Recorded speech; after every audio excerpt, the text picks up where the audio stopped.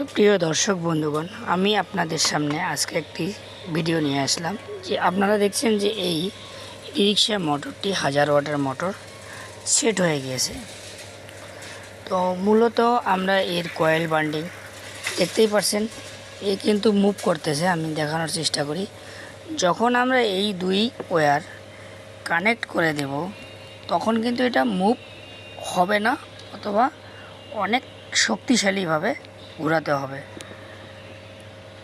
দেখতে পাচ্ছেন আপনারা, যখন এটাকে রিমুভ করে দেওয়ার পরে ঘোরাবেন কিন্তু খুব ইজিতেই কিন্তু এটা ঘুরবে, খুব ইজিতেই।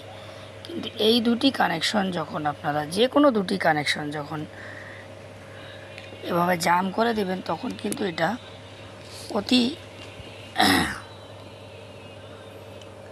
শক্তিশালীভাবে এটাকে মুভ করতে হবে। দেখাচ্ছি আপনাদেরকে। আমি আগে দুটি কানেকশন জাম করি। তো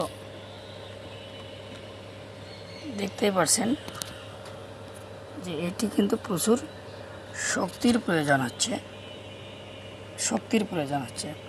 আর দ্বিতীয়ত আমি আপনাদের সামনে আলোচনা করব সেন্সার আসলে কি। এই সেন্সার এক ধরনের সিগন্যাল ট্রান্সফর্মার হিসেবে কাজ করে। দেখতেই পাচ্ছেন কিনা আমি বুঝতে পারতেছি না। দেখতে পাচ্ছেন এই সেন্সার।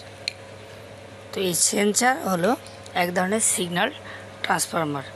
তো সিগন্যাল কি, যে আমাদের এই যে অ্যাক্সিলারেটরের সঙ্গে যে 5টি ওয়্যার থাকে, দেখতেই পাচ্ছেন আপনারা 5টি ওয়্যার আছে এখানে। তো এই 5টি ওয়্যারের মাধ্যমে আমাদের হাতে অ্যাক্সিলারেটর থাকে এবং হাতে অ্যাক্সিলারেটরের ওখানে আরেকটি সেন্সার থাকে। তো আমরা হাতটাকে বাড়াচ্ছি না কমাচ্ছি, সেই সেন্সার কিন্তু অ্যাক্সিলারেটর থেকে ওখানে ক্যাচ করার পরে এই সেন্সারের মধ্যে সিগন্যাল পাঠায়। এই সেন্সার আবার কি করে কন্ট্রোলারের কাছে সিগন্যাল পাঠায় যে ভোল্টেজ কমাতে হবে কি বাড়াতে হবে, কেননা স্পিড কম হবে কি বেশি হবে।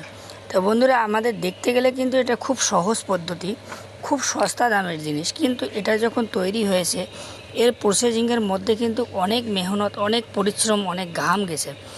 তো আমরা এই বিজ্ঞানের যে অবদান, সায়েন্সের যে অবদান, টেকনিক্যালের যে অবদান, সেটা কিন্তু আমরা অনায়াসে অবহেলা করে যাই। তো এই দেখতে পাচ্ছেন সামান্য প্লাস্টিকের মতো কিছু জিনিস, এ কিভাবে আপনার হাত থেকে মুভিংয়ের যে সিগন্যাল সেটা কন্ট্রোলারে পাঠায়, কিভাবে পাঠায়, এর মধ্যে কিন্তু একটা বিস্তারিত কিন্তু এক ধরনের সেন্টিমেন্টাল কাজ করে দিয়েছে।